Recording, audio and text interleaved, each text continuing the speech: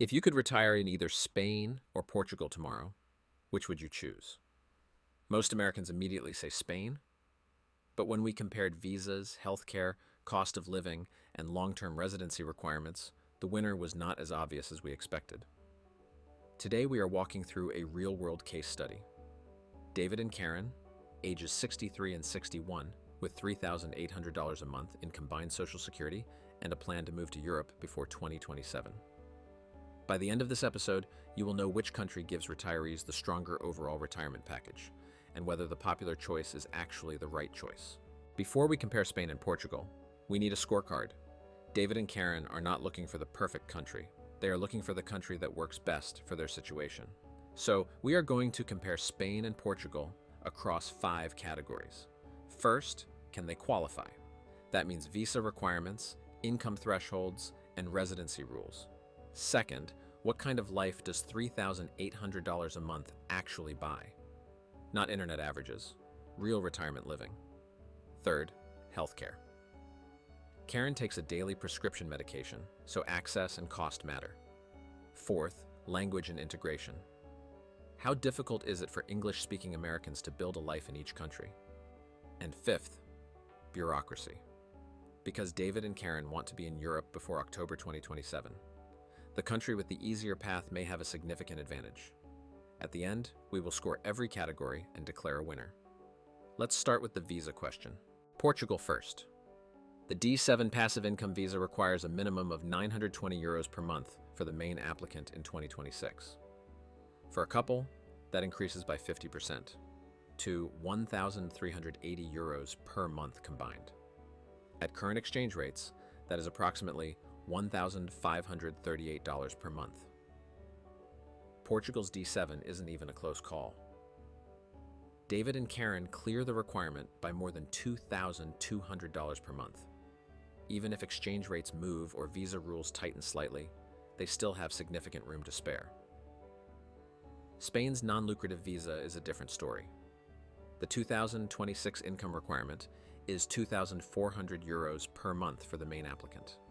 For a couple, add €600 per month for the second applicant, bringing the couple threshold to approximately $3,333 per month. David and Karen qualify for Spain, but barely. After meeting Spain's income threshold, they have just $467 per month of cushion. And remember, Spain also requires private health insurance for every renewal. That margin can disappear quickly. The other visa difference worth understanding is renewal. Portugal's D7 is initially issued for 2 years and renewable for 3-year periods. Spain's NLV is initially issued for 1 year, and renewal requires proving you actually lived in Spain for at least 183 days during that year.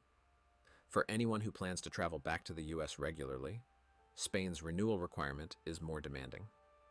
Round 1 goes to Portugal, and it is not particularly close. People often say Portugal is dramatically cheaper than Spain.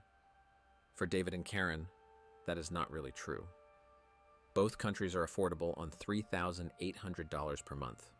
The bigger question is where they choose to live. Outside the capitals, Portugal generally runs about 5 to 10% cheaper across groceries, dining, and transportation. But Lisbon has become significantly more expensive in recent years. In some neighborhoods, rent can be comparable to Madrid. For David and Karen, $3,800 per month works well in Porto, the Algarve, Valencia, Seville, Alicante, and many other retirement-friendly cities. The difference between the two countries becomes much smaller once you leave Lisbon and Madrid.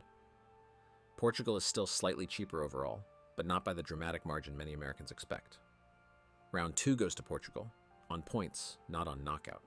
Healthcare is where this comparison becomes personal. Karen takes a daily blood pressure medication.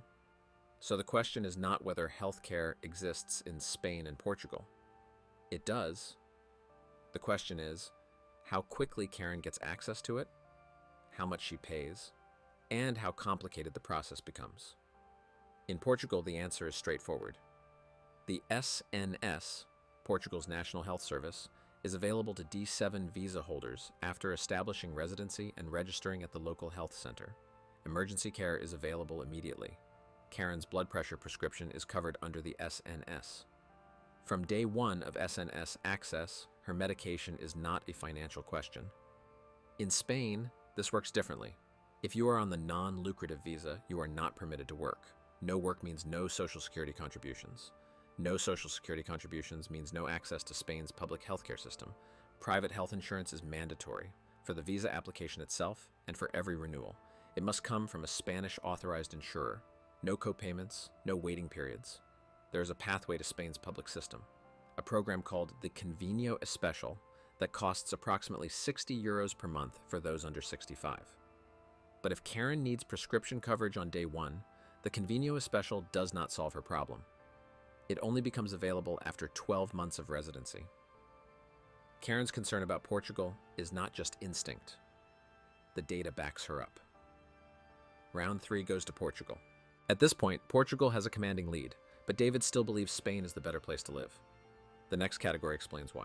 If this comparison is helping you think through your own retirement decision, subscribe to Next Chapter Abroad. Every episode is built from government sources, immigration authorities, and verified data, so you can make decisions based on facts, not marketing. Round 4, language and integration. Spain has a practical advantage here that goes beyond David knowing some Spanish. Spanish is already the second most spoken language in the United States. Many Americans arrive with at least some exposure through school, work, or travel, enough to navigate daily life faster. Portuguese is less familiar for most Americans and generally requires starting from scratch. For David and Karen specifically, David has some Spanish. Karen has neither. In Spain, David gets a head start. In Portugal, they are both at 0. Language goes to Spain. Round 4, Spain gets on the board. Round 5, bureaucracy and timeline. This one comes down to what David and Karen are actually optimizing for. If their only goal is getting to Europe as quickly as possible, Spain wins. The non-lucrative visa typically processes in 2 to 3 months from consulate submission. Total time from start to residency card in hand, 3 to 5 months. Portugal's D7 takes longer. The AIMA residency appointment, on top of consulate processing, brings the realistic total to 6 to 12 months. David and Karen have 18 months before their lease ends. Portugal is tight but workable. Spain gets them there with more time to spare. If their goal is minimizing paperwork risk and renewal complexity, Portugal wins. Spain requires an FBI criminal background check, strict private insurance documentation, and 183 days of physical presence every year for renewal. Portugal's D7 is less documentation intensive and does not carry the same annual compliance burden. Bureaucracy is a draw. Both countries earn half a point. Score after 5 categories. Portugal 3.5, Spain 1.5. One section remains. So, David wants Spain, Karen wants Portugal. 6 months of back and forth. Here is what the data says. For David and Karen's situation, Portugal wins. Not because Spain is a bad option, it is not. Portugal wins because it gives them more margin for error. Their combined income clears Portugal's visa requirement by more than $2,200 per month. In Spain, that margin drops to less than $500 before accounting for mandatory private health insurance. Karen's hypertension matters too.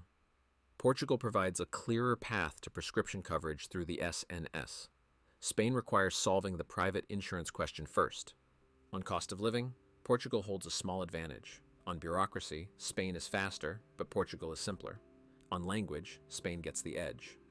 But retirement planning is not about finding the perfect country. It is about finding the country that creates the fewest problems. For David and Karen, that country is Portugal. David, your instinct about Spain is not wrong. Spain remains one of the best retirement destinations in Europe.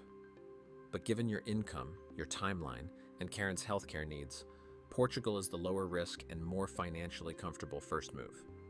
And that leads to the most important takeaway from this entire comparison. The answer is not Spain. The answer is not Portugal. The answer is understanding your own numbers. Income, healthcare, timeline, visa requirements, risk tolerance.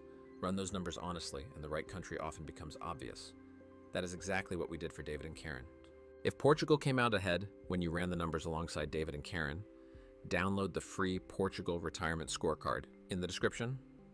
Visas, taxes, healthcare, banking, and cost of living, all verified from primary sources. Free. Link below. David and Karen have their answer. Portugal first. Spain later if they choose. If you are trying to make the same decision, run your numbers. Look at your income margin against each visa threshold.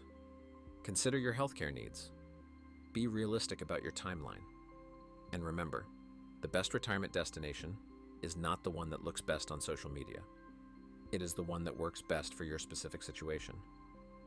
The data will often tell you what the gut cannot. This is Next Chapter Abroad, helping Americans navigate retirement and alternative lifestyles around the world. Your retirement, your world. Every claim, every source, every time. We will see you next time.